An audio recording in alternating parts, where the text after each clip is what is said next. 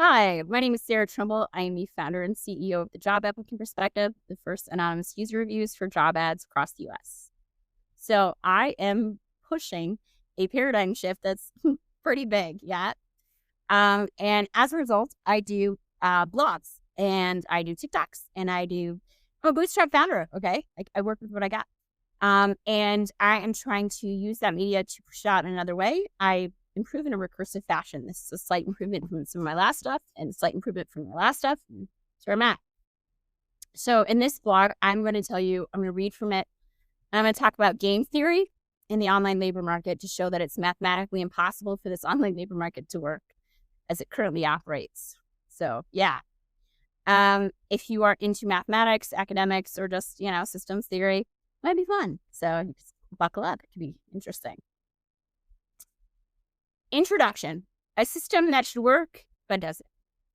We've already looked at the labor market through multiple lenses. The human experience, job seekers ghosted hundreds of times, small business owners drowning in resumes, recruiters burning out in broken funnels. The labor market theory, a dive bar singer for economics, spins a tale of market gravity and what causes online markets to function like good bridges between two actors, and what causes them to collapse, as me, I made that one, previous blog post. Is sociological and theological, discussing the obedience economy and emotional ripples of obedience, as well as Bonhoeffer's perspective, where institutions lose coherence when they no longer can see multiple frames at once. I like perspectives. Get it? Perspectives? Now we flip again to mathematics. Because hiring isn't just human, it's a designed mathematical system. Every major hiring platform, LinkedIn, Indeed, ATS vendors, relies on disciplines that sit directly on top game theory. Economics, model, supply, demand, wages, and signals. Computer science builds the algorithms deciding who gets seen and who disappears. Psychology maps how humans choose under uncertainty. All of these fields rest on the same foundations. When multiple people make decisions that affect each other, the math changes. That's game theory, the study of strategic interaction. But here's the catch. Online hiring ignores almost everything game theory predicts about human behavior. Platforms claim to be efficient marketplaces, but they've stripped away the single most important input, how players perceive the game that they're playing. And that's where everything breaks. Setting the context. Why now? This is not an academic exercise. The cracks are visible everywhere. Employers complain of talent shortages while millions of qualified resumes get trapped in ATS black boxes. Job seekers apply to 500 plus roles, spending hundreds of hours and hear nothing back. Recruiters burn out chasing ghost candidates for ghost jobs. Policymakers cling to skills gaps narratives while platforms quietly monetize churn. We've been told these are isolated frustrations. They aren't. They're structural failures, predictable outcomes of mismatched incentives, opaque systems, and broken signals. That's why the lens of game theory matters here. Because when almost every working adult depends on this market for food, shelter, and healthcare, it isn't enough to describe the harm. We need to map why the system behaves this way. Who this is for. This is not a math lecture. This is for anyone stuck inside the broken game. Job seekers apply 1,000 times, ghosted 950 times, wondering if it's them or the system. Small business owners drowning in resumes while paying platforms to help. For recruiters managing burnout on both sides of the table, policymakers relying on data that hides as much as it reveals, academics and economists trying to reconcile theory with contradictions in the field, platform designers and investors betting billions on systems where the math doesn't hold. If you build, study, or depend on this market, you have an obligation to ask, does this system actually work? I'm not a mathematician. I'm checking the blueprints. As before, I like to set the stage with a clear understanding of my strengths and limitations as a narrator. It matters because while I speak of an industry that is drowning in inauthentic performances and argue for transparency, I need to model it. While I actually do have an undergraduate degree in physics and astrophysics, game theory is still outside my stomping ground mathematically. It is. I was never that great at it anyways. And in any case, there's no need to do mathematical proofs when grounding the structure makes the answer obvious without that. I am a dive bar singer of economics in so much as I tend to view economics as an interesting blend of psychology and math mapped on top of systems. Sort of like, it's like translating. You translate systems through psychology and math. But my training in the field doesn't come with the title of PhD when it comes to economics or psychology. It comes with reading the books and articles that such minds wrote. None of this is to put myself down. I take pride in the skill sets I have. I wouldn't be able to speak intelligently with top academics in labor market economics, sociology, and systems theory across the country if I wasn't just that good at what I do. And in being in peace with who I am, I'm also at peace with who I'm not professionally. The issue isn't that you can't find incredible voices both at an opera house and a corner pub. It's that you have to listen to tell for sure. But all of my work, like all work anywhere, should be viewed not as scripture, but as invitation. I'm here to test structural coherence. Think of it like checking a bridge blueprint. I don't have to calculate every load-bearing stress, but if the foundation is upside down, you don't need to be an engineer to see if it's going to collapse. This is about spotting the flaw that makes the whole structure unstable. So, game theory in 90 seconds. Game theory describes, studies how strategy changes when choices affect your outcomes and yours affect mine. Labor markets are game theoretic by design. Job seekers, employers, platform recruiters, policymakers, every move changes everyone else's incentives. And here's the twist. Game theory isn't just math, it's behavioral math. It models not just the actions, but the beliefs. What do I think you'll do if I apply? What do you think I'll do if you send me an offer? How do algorithms shape those beliefs behind the curtains? Core assumptions. Players are strategic. They adapt based on what they think others will do. Signals matter. Actions are interpretable because they carry meaning. This is where online hiring breaks the model. By erasing signals and ignoring player perception, they've built simulations of markets that don't exist, and then designed real human lives and their ability to eat around them. Why game theory matters to the labor market. Game theory sits beneath every other discipline these platforms claim to optimize. Economics assumes workers and employers react strategically to each other.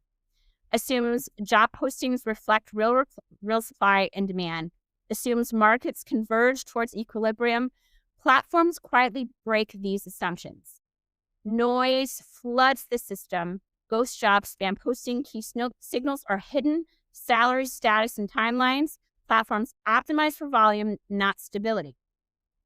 Computer science. Matching engines, ATS filters, and ranking models all assume clean inputs. The data is polluted. Recommendation algorithms assume stable rules. The rules change constantly. Prediction models assume clear incentives. Platforms deliberately obscure them. Behavioral psychology. Game theory assumes players decide based on beliefs. Today, job seekers optimize for algorithms, not skills. Trust breaks, exhaustion sets in, and defensive strategies replace strategic ones. When player behavior diverges from model predictions, the math collapses. So I'm going to go through a few of these. First one, signaling games are broken. In game theory, labor markets are signaling games. Resumes signal skills, job ads signal opportunities, offers signal real demand, but the signals have collapsed. Ghost jobs distort perceived supply and demand. Keyword stuffed resumes bury real capability. Engagement-driven platforms reward noise over clarity. Game theory assumes players update strategies based on signals, but when resumes, postings, and applications all lie, there's nothing to update on.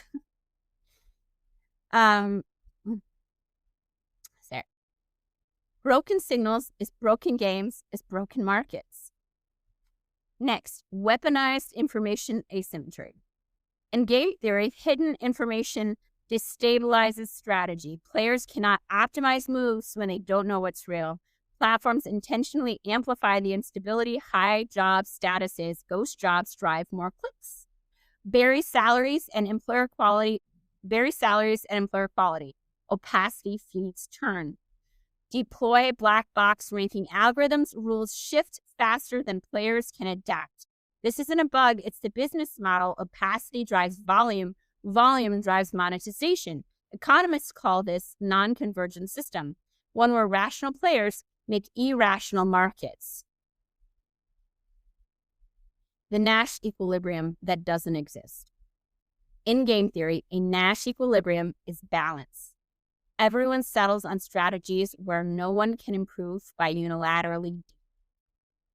Online hiring never reaches equilibrium structurally, ever. Job seekers optimize for visibility.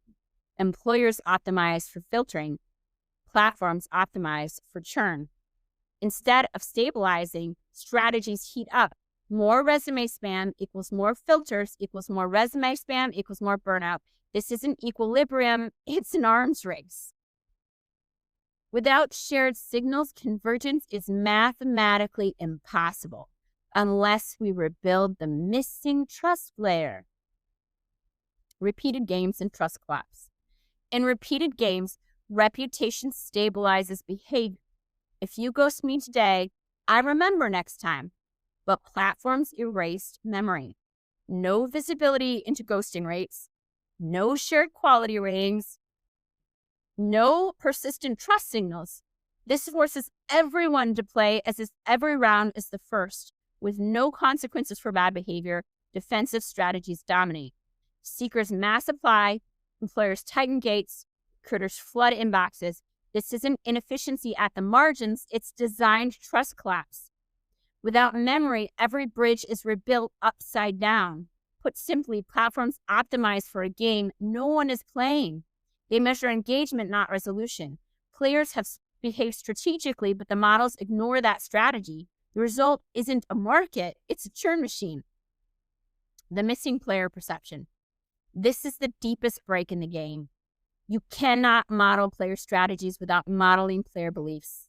And the oldest, most important rule in hiring is don't talk about your hiring process. It makes you unemployable. Thus, with economists and investors and public policy approval, platforms don't model humans as strategic actors. They model them as inventory, impressions, click-throughs, and conversions. This blind spot connects back to Bonhoeffer's. When a system enforces a single dominant narrative, more posting is more opportunity, it collapses its ability to perceive reality. By ignoring how players interpret the game, platforms, public policy specialists, and more built models that no longer describe behavior. And when the models fail, the market destabilizes. The job applicant perspective is rebuilding the missing layer. After all this, one conclusion is unavoidable. It depends on how you measure it. The $1 trillion, $100 billion hiring market isn't just inefficient, it's structurally, mathematically incoherent. This is just one of the many reasons I built the job applicant perspective, a platform designed to restore the missing trust layer the hiring market forgot to build. How TJAP fixes the game? Anonymous job ad reviews, flag ghost jobs, fake postings, and broken funnels. Crowdsource hiring feedback, share real experiences, restoring memory to a market that forgot.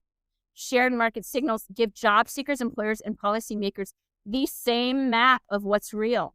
The differing maps is such a problem. Platforms broke the game by stripping out perspective. TJAP rebuilds the game by putting perspective back in. Then I have a section on check out the research for readers who want to dive deeper. The article builds on years of work at the intersection of platform economics, labor market design, and trust infrastructure. So I have some of my papers on SSRN. It's my blog. I can papers on that. Structural fallacy. I put some variations of these blogs into kind of academic white paper form on SSRN.